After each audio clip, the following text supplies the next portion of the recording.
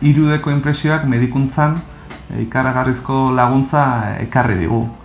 Batez ere, eskanerretikan edo resonantziatikan lortu dezakegulako gaixo konkretu batek daukan gaixotasuna eskuetan izatea operatu aurretik.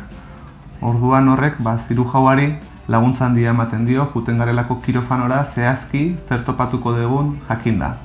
Honek balio digu planifikazio kirurgikorako, baita ere gaixoarekin informazioa elkarbanatzeko, eta batez ere talde kirurgiko guztiak bai erizain eta anestesistekin esplikatzeko nola izango den prozedimendua.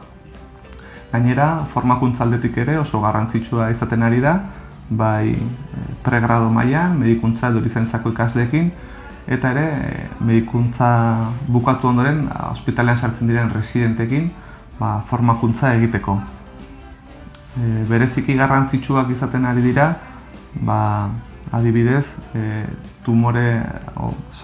toraziko paretako tumoreak daudenean, gaitasuna daukagulako despatxoan saihetsak moztu eta plakak preformatu ondo jarri bere lekuan, eta horrela kirofanoan aurrezten ditugu 2-3 ordu zirurgia bakoitzean. Adibidez, eskuetan daukagun modeloan tumore bat ikusten da, bigarren, hirugarren eta laugarren saihetsak infiltratzen dituen, eta justu hemen ere bizkarra zurrarrarekin kontaktuan dago, ez?